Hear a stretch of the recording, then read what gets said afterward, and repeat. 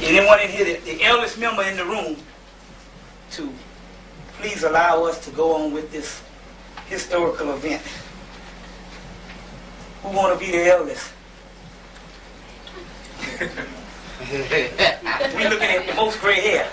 Well, I got the most gray hair, but I'm probably the youngest. That's right. Oh, now, who want to do it now? Well, we do you, because you, oh yeah, you got on a uniform for the occasion. Come on. All right, you ready? Okay, then.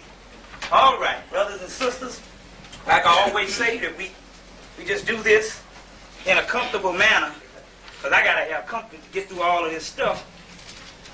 And you got me on, right? Oh, yeah. All right.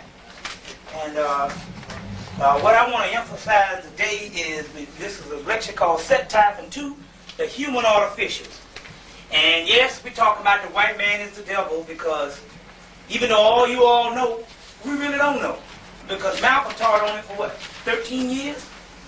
And in the end, final analysis, he didn't know who the devil was, because he ran right to the cracker. That's right. As soon as he had some discomfort, he ran right to the white man and told him on his own master. Despite all the things, he's supposed to keep that in the family. Because, again, we don't know who the devil is. And we can say now that it is important to know the devil to even get out of this situation. Say, no, we just focus on white people. And that's why we don't never do anything that we want to do, because we're always focusing on the white man. No, we're not talking about using it as a crutch. We're talking about a scientific analysis of the beast, how the beast operates, what the beast really is, what it really is. It's one of those things, if you really knew what it was, it wouldn't be nothing to get rid of, because we're dealing on a satanic force, and I think it's appropriate at this time. We're 5 years into the Black Conscious Movement. With 5 or 6 years, we say, number one, there's a lineage behind this. Number one, we had Jesse Jackson. For what he was worth back then, he stood up and said, I'm going to run for president. And black people lost their minds. And then we had Farrakhan to come out and support him. And that whole thing went down with the Hemmitt, and the whole thing went down with the gutter religion, supposedly the Jews said. And then the next thing we know, we had the ASCAC convention jumping off in 85. Then in 86, Diop came, and before you know it, all these books came. And even though we got a lot of people that's not in consciousness, we saying that the group of us, whether you be in whatever city, it is a difference compared to 1980, when niggas wasn't talking about nothing but dedication to the preservation of shaking our ass. It's different now. So either way, we know that this black Afrocentric movement is on the way, Muslim movement, and all of these things, whatever you want to call it. So this scientific analysis of this devil is very important. How you doing, brothers and sisters? And so what we want to do is we got all the black Afrocentric movement up to this point, and now it's time to go to another phase. And when we went to, because a lot of people are asking questions, I said, well, I know my history. But you know, most people that know their history, it's in a regular culture. That's an original people. We're not talking about, we're the original people, but any other original people, like you would say, the people from India, or the people from South America, the real deal people from South America, and people from all over, indigenous people, I'm trying to say. They know their history by the time they're 10 years old. Even the beasts, even the Jews, even the European Jews, they know their history by the time they're 10. Or we grown people and we're learning stuff that we're supposed to have known a long time ago, and that's unfortunate for us because we understand what we went through. But after the history, what else is there? It's got to be an evolution. We must go into the mystery. Let's get this right. There's the history, and then there's the mystery. After you learn the history, it prepares you for the mystery. What does the Masons say? Are you truly and duly prepared? Any of you Masons in here, you know what that means. Are you truly and duly prepared? And then we go into the mystery. Well, the mystery is how we get this cracker off our backs. You see, because he's dealing only in the mystery. Because now, if you notice, he's giving you your history. He's got in on this thing. Giving you your history. We got Sid selling candy cloth now. You understand what I'm saying? I just looked in Jet. Yeah, McDonald's got a candy cloth cup. I just looked in Jet magazine, and they got a sister up there in a bathing suit. All the stuff out. know, one of them little shoestring bathing suits. But whatever shoestring she has on, it's a kitty cloth bathing suit in jet right now. Well, whatever way you try to get into consciousness, whatever in the comfort zone, maybe that might be cool. But anyway, the problem is we know nothing of the mystery. You see, where do we go from here? And what happened was I had this big paradox. I ran up against a brick wall. I was coming home for the 5th or 6th time, talking to Afrocentric stuff and all my books, and my mama said, that's fine, I done heard it. But still yet, what you gonna do when that white man cut off your water, or when he cut off your lights, or he go down there and he put some shit in that chicken, excuse the expression, put some stuff in that chicken, you through. What are we gonna do? You see, it comes, okay, it brings us to one level because you can't even operate now unless you know the basic functions of being black, right? But the other thing is, what about the science of the world, the science of life? The metaphysics, the occult sciences. And this is fundamentally African. And just like Freeman L. said, you need to come out and hit a brother on Sundays. They're trying to become you when you're supposed to be becoming God. There is a way out of this thing. It's just like Dorothy on the Wizard of Oz when she tried to get home. And at the end they said you had the power to go home all the time. It was in you. Powerful movie. Remember the piece? Put everything in his movies. And we do know that it was just a dream, right? And if you understand the melanin, the astral plane, and all of it, they say, watch your dreams. Because it's all in a dream. And in actuality, this is a big illusion. Because that's what the white man got us on, a big illusion. Black people just fronting. We are a race of fakers. And I just know, one of my friends came out. I'll get to rambling, but we got to get this comfortable atmosphere. You understand? Had a friend. He came into town and we went out.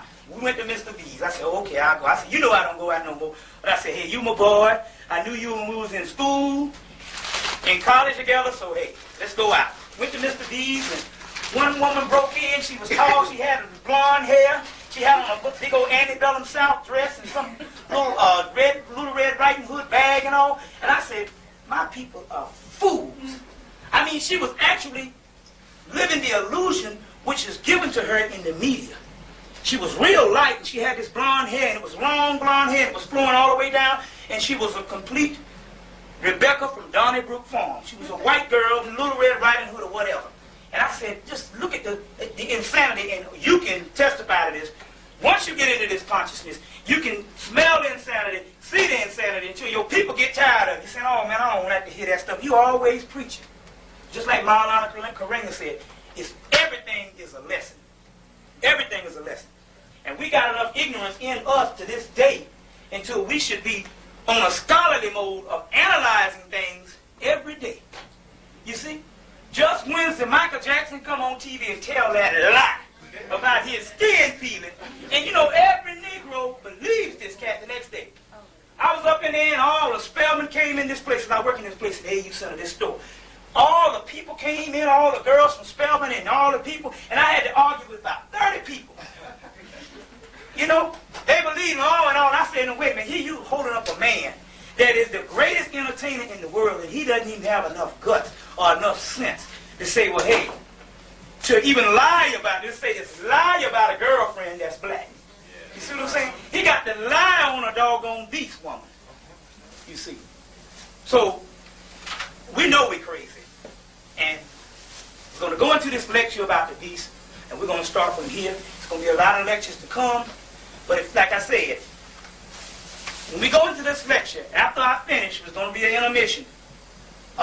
You can stay for the solution, or you can get it on video right here. You can come back and all if you got someplace to go. Because it would be unfair to say that I'm going to give you an analysis of a solution and also beast. And in just a short time. It's got to be scholarly done. You see, so because you go after your people. They want to know facts. And like my brother right here was talking to me yesterday. He said, he's talking to a brother said, I got to have a little more to go on in that. So we're going to give him this little more to go on. You understand?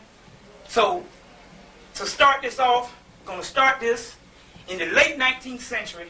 Well, the late 1900s, early 18th century, late 17th 1700s, you know, late 1800s. That would be the 18th century. The 1800s is, let's get this right, the 1800s is the 19th century, right? So that means the 18th century is the late 1700s, right? In the late 1700s, we know that Napoleon goes into Hemmitt and carted all this stuff out. And in the next 20 years, we got what you call the Rape of Africa period, or the Rape of the Nile. There's a book by Fagan you can get. I can't think of the name. It's called The Rape of the Nile. And they tell you all the thousands of things that they pull out of this place. Fagan, The Rape of the Nile, if you want to write that down. Anyway, he goes in, and then there's a big rush because they got all this stuff out here, but they don't know what it says and they don't know what it means because nobody can read meta-nature or hieroglyphics. So we get Champollion comes along, him, and he's from France. There's got another guy, I think he's from England or Germany. And they got this big race on who's going to be the first to translate hieroglyphics or meta-nature. Anyway, it takes Champollion 16 years to do this.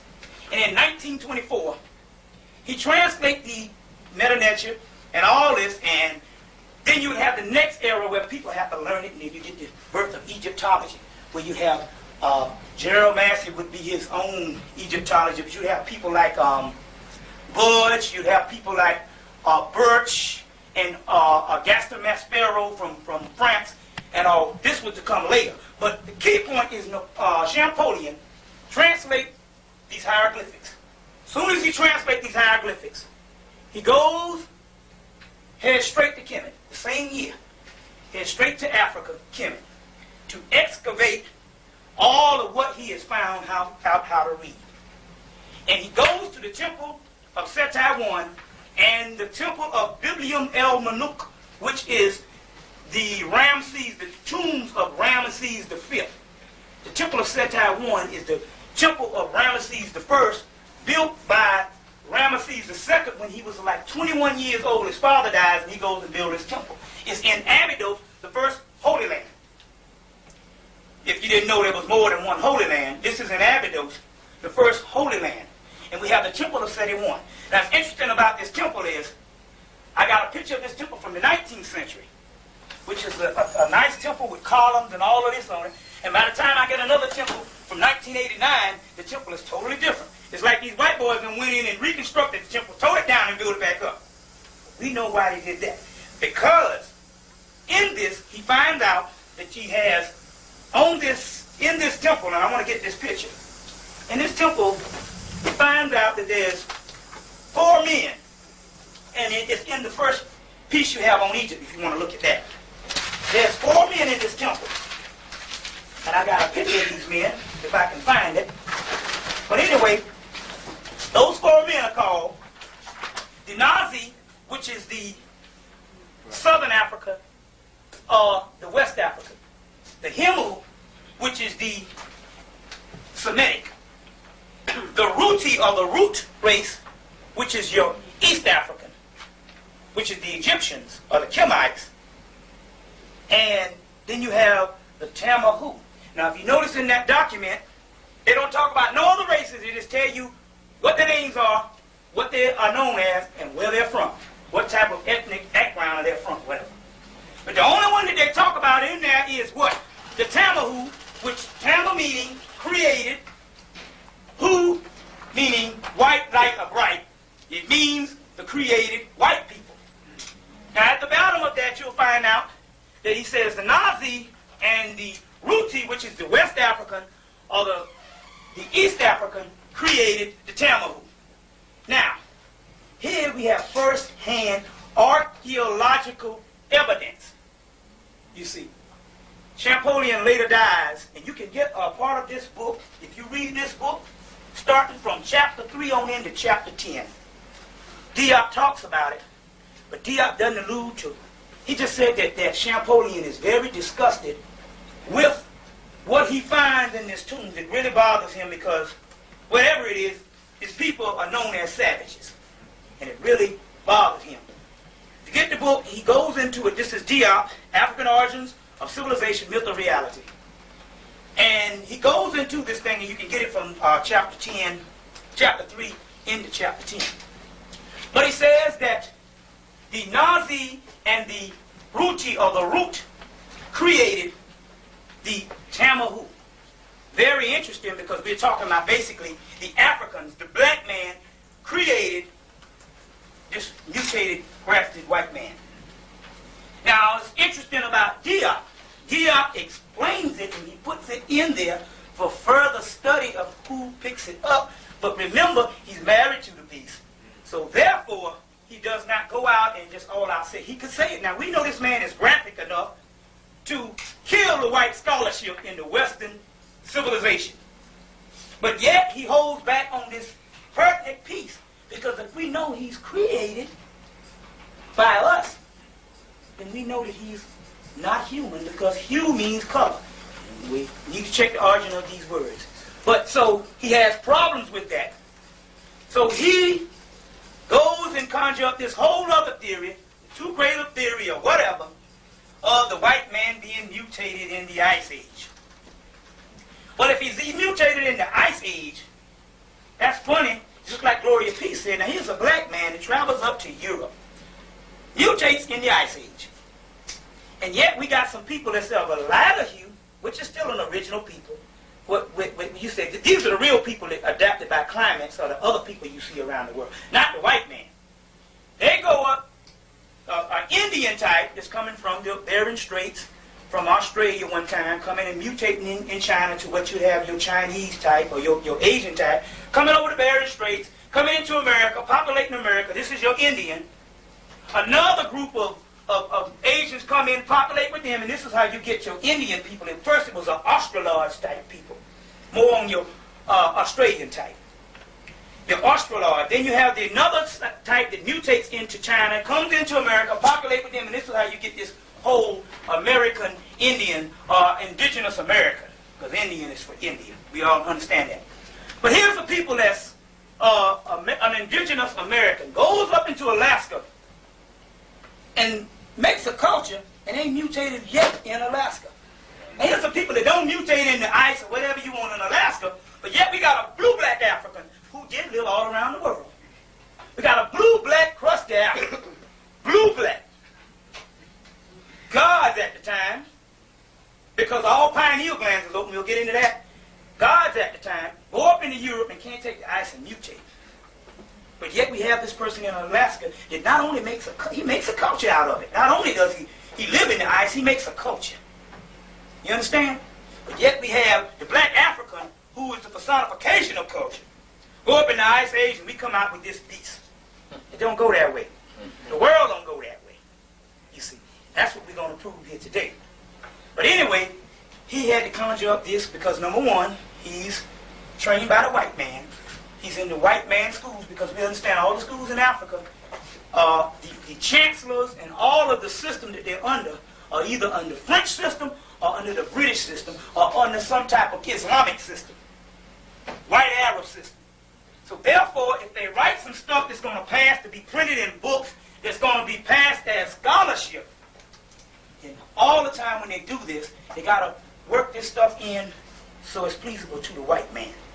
But we know this is not to be the case, because he knew in his Tamahu story, he knew enough about this. And even in the end of the chapters, you're just going to have to study this book because I can't point out where it is. In the chapters, he says that he has read Champollion's, I think it's 13 letters he writes back to Champollion, his elder brother, before he dies, explaining all of this stuff about this mutation of a man he's known, and obviously they explained in the temples what this person really was, and he was very upset about it. Diop reads these so-called, they call them the bas reliefs of Biblium El Muluk and Temple of Seti I. He reads these things, and that means that he knows everything there is to know about this stuff. Because it's funny, because in another part, we have them, Libya. Libya, at an early age, if you trace the culture, it's only populated by the so-called Tamahu. I said, now that's strange. That means that it was populated by the Tamahu who had an early culture, But yet the white man mutates up here and is in barbarism, but he has enough sense to come down in his barbaric state and take over some black people. It don't make no sense. Then we understand that we have in Hemmitt, with Menes, or normal as some people say, goes in and he has to liberate upper and lower Hemmitt from a barbarian, mainly these Tamils. You see, there's a lot of holes that's missing in the history, and a lot of people are confused about this stuff. You see, did the white man come and see? Was the white man in the caves, caves and hills of Europe as a barbarian? Then what is this man doing down here, fighting? Now you have if you can get the papyrus, you can get it out of the book, E. Wallace Budge's book, From Fetish to God in Ancient Egypt. Budge's book, awesome piece of work. All black people should have that if you want to know some stuff about Egyptian mythology, as well as the master stuff. It's only $9. You can get it at the Sphinx, or you can order it. In that book, there's that papyrus, there was I think it's called the contention Horus and Seth, where they talk about this war that's going on in the Nile Valley, even before Menes even comes in, and they kick these people all out in Europe. You see? So it's something about this holes in all of this stuff. And so what we need to do is we need to go all the way back and find out what's going on with this whole beast thing. Let's trace this thing back. Number one, if you was talking to C. Freeman L., he talks about the Akashic records. What these Akashic records is, right in your own memory bank. If you go high enough to get to the God state, there's a whole vast body of knowledge that will open up to you. You see? And we do know that the original people at least have access to this. The white boys can't do it. And all. Elijah Muhammad hit on this 66 trillion years of history, and we laughed at this stuff. You know, in his message to the black man, 1967 or 68, he hits on this stuff, and we go, oh, this is the most ridiculous, bizarre type of history. And we disregard it. We didn't know that there's some stuff called Akashic records.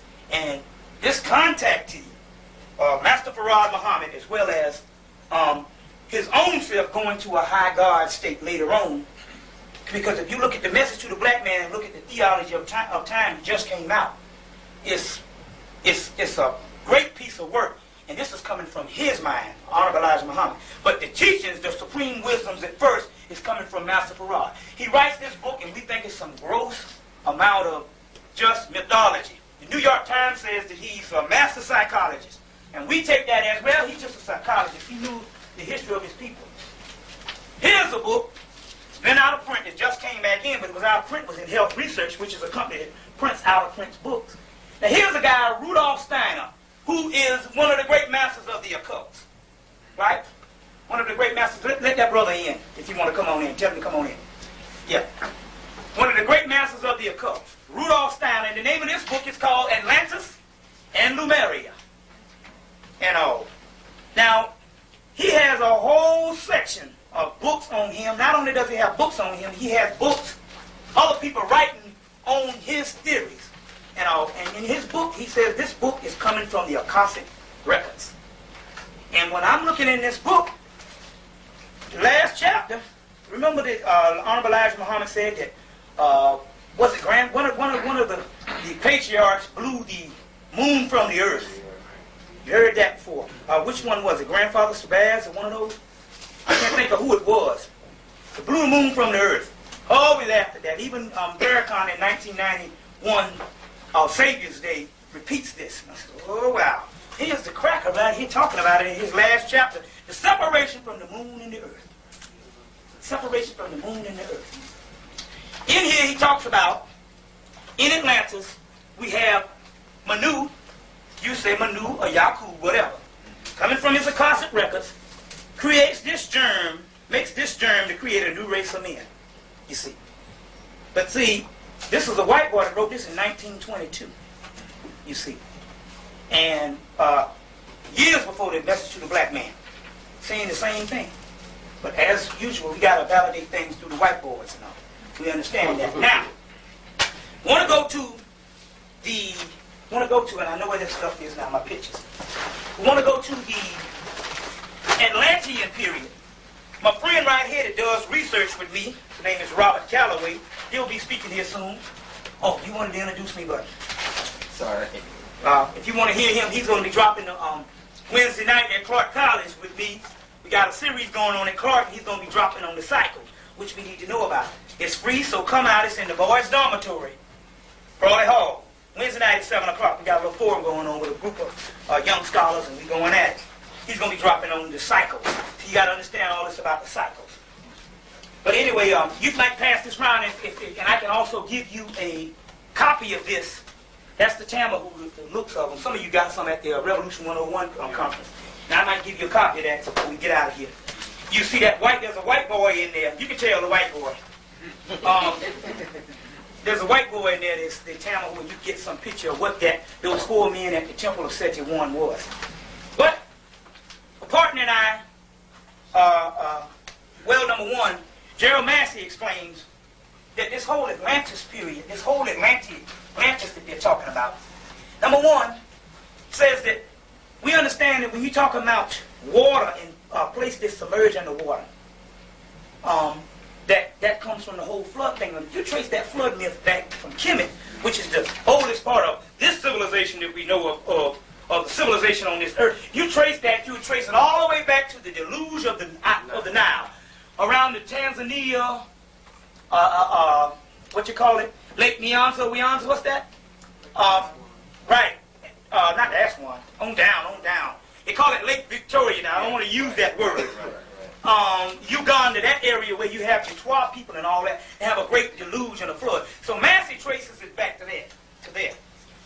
We later on trace this thing, me and my partner, say, well, wait a minute, this Atlantis is mainly a code word because we also know that our Afrocentric scholars tell us about continental drift, where you had one continent. Asa Hilliard did a whole lecture on that back in 1990.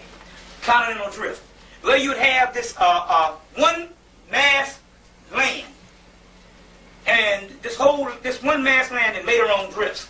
So we trace Atlantis back to a code word meaning the land when the black man ruled this entire earth. That sounds more still going back to the Honorable Elijah Muhammad. Told you about that before. You see. Now they want to put this fictitious place in the middle of the Atlantic Ocean that didn't have anything to do with Kemet at first and say, hey, this is popular. But either way, like my brother back here said, it's still all black people. You see, it's still all black people. But because we do know that in all of the literature on the literatures that's not so spooky, that's on Atlantis, all of that literature, they all say that at one time, all the pineal glands, which is the third eye or the black dot, was open in all the people at one time. We'll go into that and explain that. But the point is, the mythology is what I'm interested in. See, if we're going to trace this thing, we got to trace this thing from the mythology. And the oldest mythology that we can even think about is the mythology.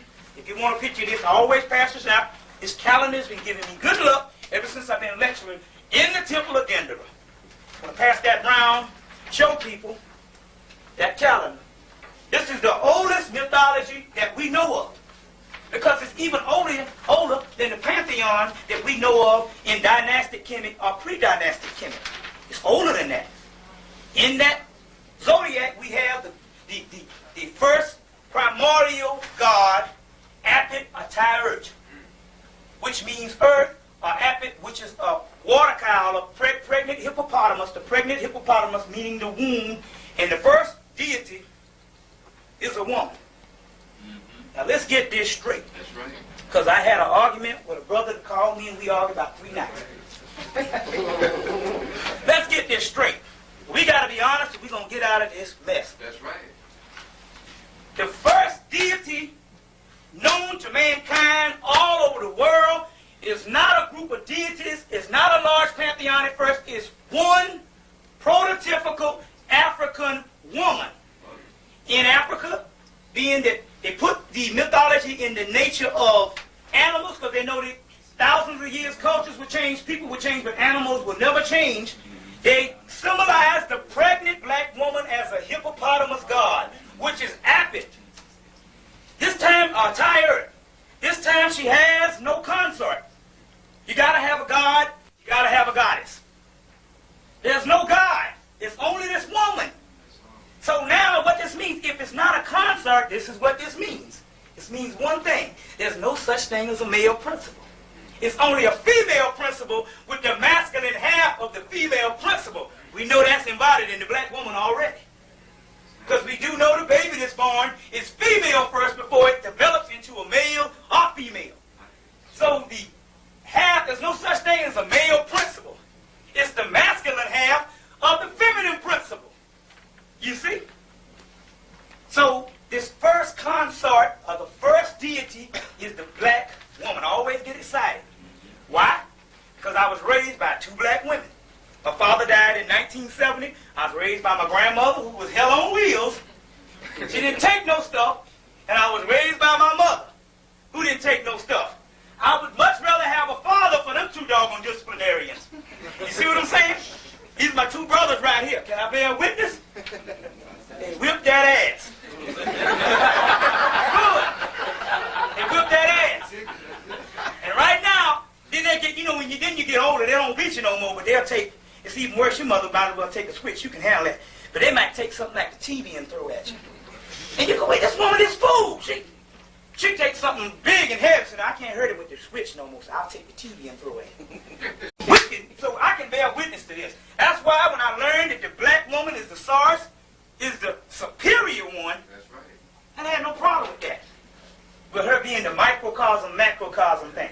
And I had no problem with that. Because I knew it all the time, and you know it too. The only you got problems is when you try to stand up. Submission is power. Submission is power. So now with the black woman, we have that calendar. Interesting about that calendar. In the calendar, it's built in the Ptolemy period. This temple of Dendera. The temple of Hathor at Dendera. It's built in the Ptolemy period. Now, when this temple is built, this is almost, you can say that Egyptian history is over by the time the Greeks roll in. The Hemmitt history is over. But, as Asa Hilliard and other scholars tell you, that the priests still ran the show. Because those boys, those Greek boys, when they came in, they were still scared of what they had taken over. So they really mind their business. When they got in, the priest told them what to do, they did it. Priests would come and say, yo, we need a temple built. The Greeks didn't build a temple. The Greeks said, okay, build a temple, and the Egyptians built the temple. And in this temple, they tore down an older temple. And in that temple was a crack in the wall. And in that wall, they got a crack out. They got some papyrus out to tell them how to construct the new temple, and the blueprints for it, all on the crack. You see, with all of the mythology to put in the wall, because these are nothing but walking libraries, or stone libraries you go into in the Nile Valley.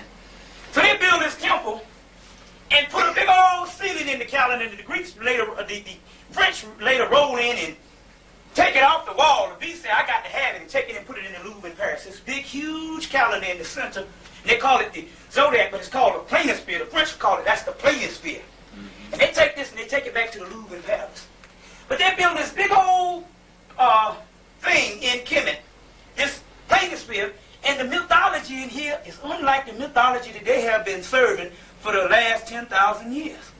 The mythology is from one of an older date that we could trace back, and we could say, if we're going to talk about this Atlantean period, mythology is that of that black woman. Now, she has a son. The son is called Set or Sut.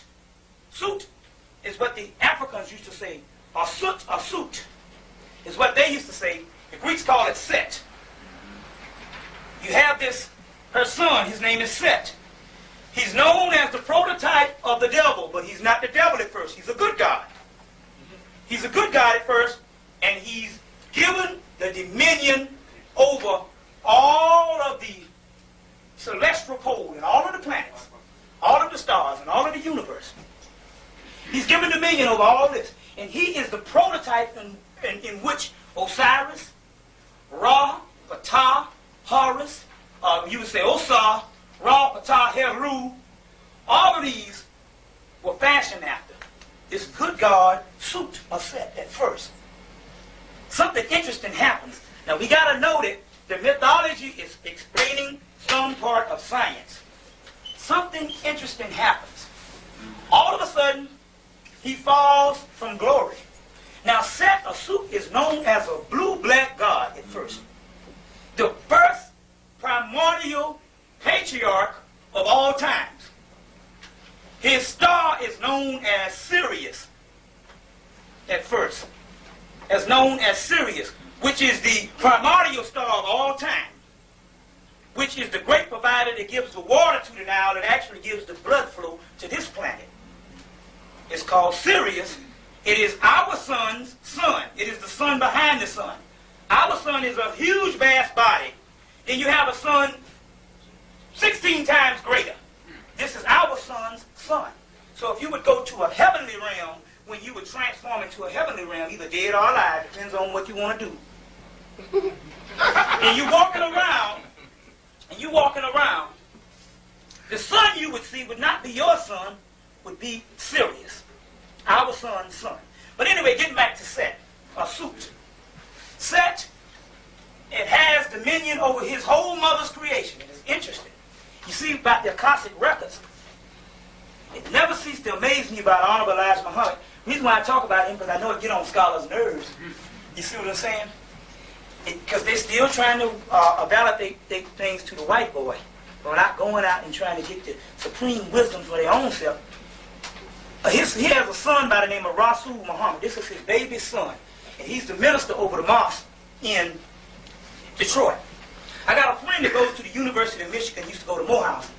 And he said he was explaining to him about Massey's works and about, you can get a lot of the great mother in John G. Jackson's Man, God, and Civilization, who is Masseyite.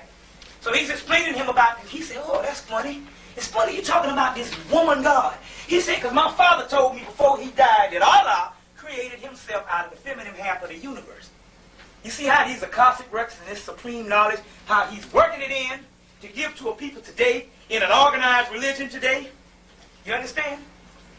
Which Allah simply means all, and if you get the Kabbalion, right in the Kabbalion, the word for all is coming from the teachings of Tahuti, and Allah means all in all, and that all is right in the Kabbalion, which coming from Tahuti, which means it's an older source. So we can trace everything we want to back to the Nile Valley and on back further.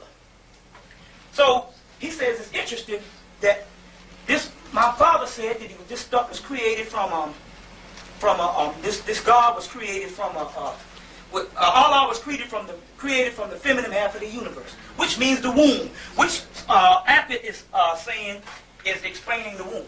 Now Set, or Sut, all of a sudden, in the mythology, supposedly, he falls from glory. Same Lucifer thing that you get in the Bible, how Lucifer was the devil, was a great angel and all. Because remember now, the great gods that you see in Hemmitt, they say, oh, this what you call it, not a monotheistic, but polytheistic religion. They got all them gods. Those gods later on in the biblical term turn into angels. You want to trace them, you trace them into angels. Massey talks about that.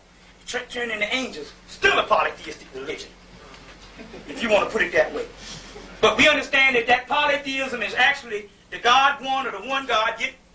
Ancient Egypt, fetish to God, 1935, the year E. Wallace Budge dies. He said, I wrote Gods of the Egyptian 15 years earlier, and I've been wrong this whole time. He said the gods was always a monotheistic religion.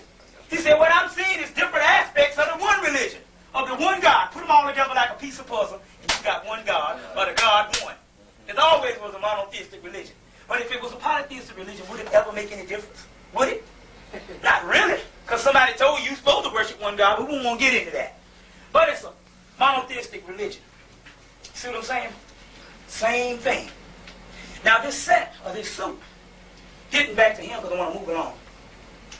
He falls from glory because people are still worshiping the mother and not worshiping him.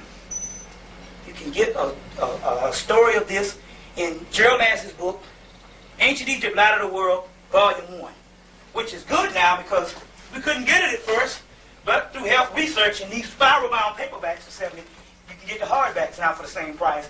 Or you can also, from Black Classic Press, they have printed a softback for like $24 a piece for both volumes.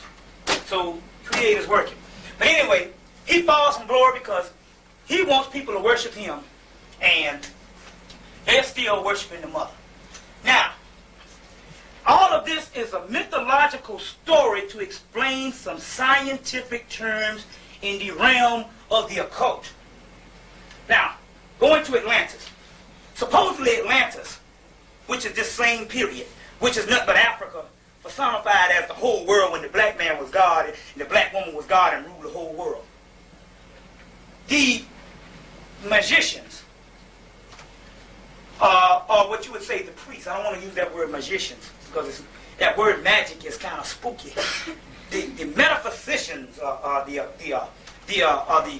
occult sciences, you would say the esoteric scientists. That'll be a good one. Sacred scientists. Right. Sacred scientists. The priests. They understood that there was different realms of the spiritual world. I don't want to get into it right off. And in those worlds, if they are God and they transform these chakras up to the pineal gland, they could travel in these worlds and they could do work in these worlds. Well, supposedly, these priests were doing work in these worlds with the initiates. And they abandoned the initiates too far. An account on this is some books that I asked them to order. They got them in. It's called The Astro Body by A.E. Powell. We got some here. Y'all buy them before this thing is over. In the chapter on the human artificials. Check. Now, they were doing work in this world. And so-called they left the initiates up too long. Now remember, in this metaphysical world, your own thoughts has got just as much weight in the universe as the planets and as your physical body. It's no different. Because you understand that's the spiritual world. And they left them in, and it was an experiment that went bad. And when they brought them back down, it created an artificial thought form. Artificial thought form, which is a cosmic energy in the heavens. And all documented. So, basically, we have C.W. Ledbetter, which is a big-time Mason.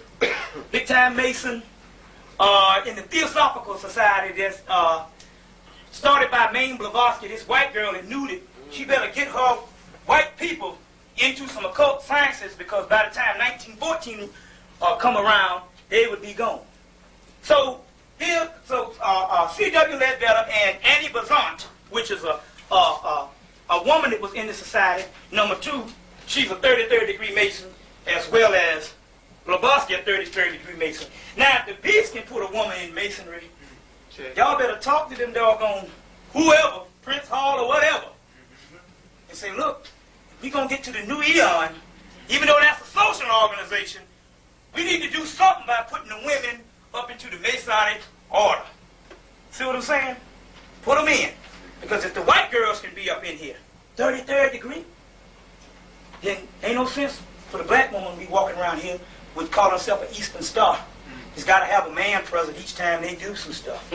You see what I'm saying? But anyway, Ledbetter talks about this artificial thought forms, and he talks about this time during Atlantis. We use the word Atlantis as a code word for just say black people ruling the universe at this time and ruling the earth.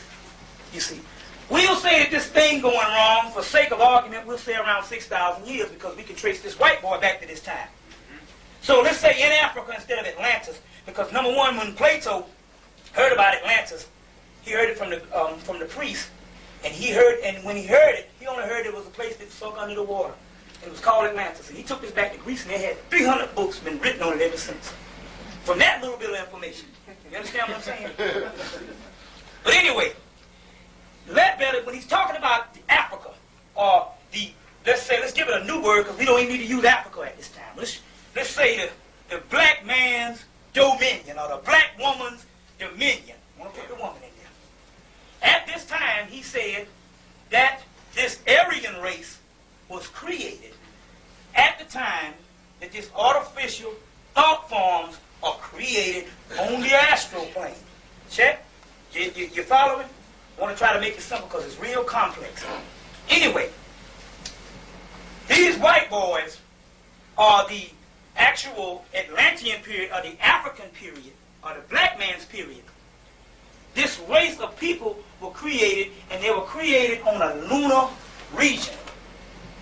In this lunar region, when you go into the astral planes of the heavenly worlds, the lowest level of the lunar region, the lowest level is the lunar region, because we got higher worlds. Okay, I'm going ahead of myself. Just keep that in mind. Now we're going into Kemet. Going back to this Tamahu. Now all of a sudden, when we get Kemet and we get the dynastic period, we got them uniting the land with some barbarians. But what happened was, going back to the set, now let's jump back to the set type, because I'm trying to tie all this into you. During this set typing and period, after he falls, somehow he falls and he becomes not a blue-black god, but he becomes a mutated white god based on that papyrus that I just gave you all, and I'll give the rest of you all some of that in a minute. He becomes a white god.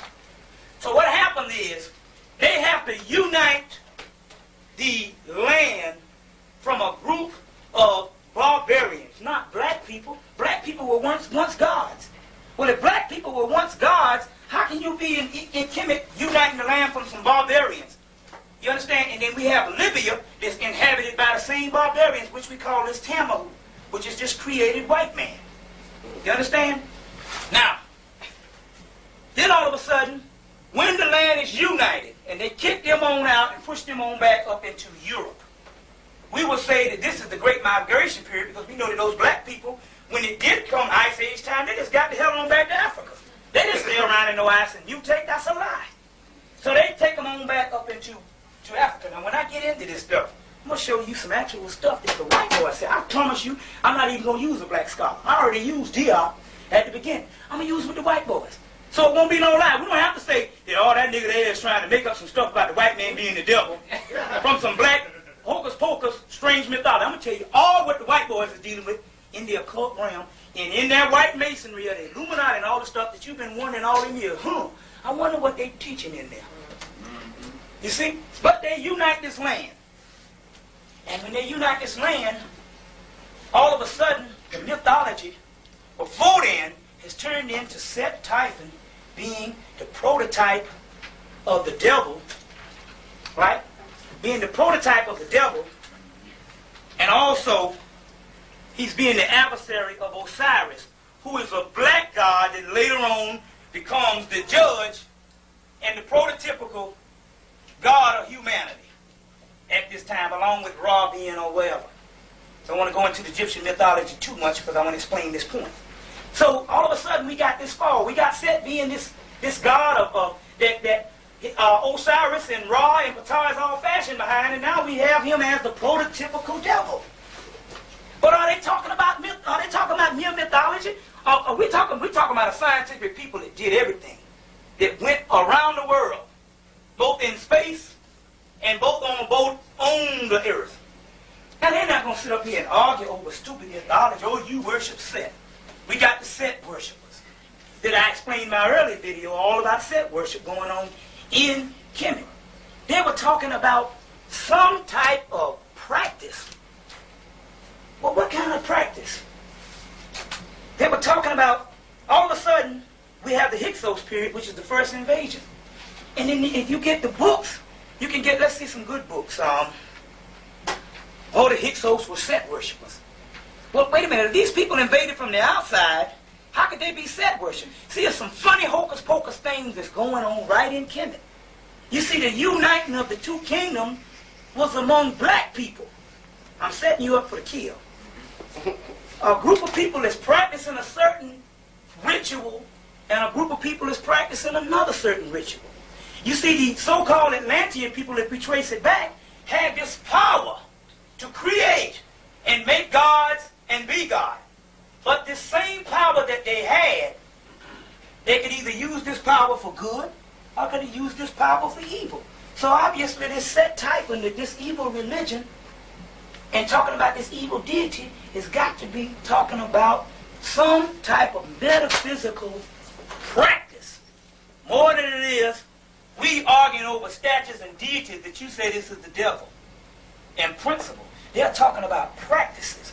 Now we get the Hyksos period, and all of a sudden it's saying the Hyksos are people that worship Set.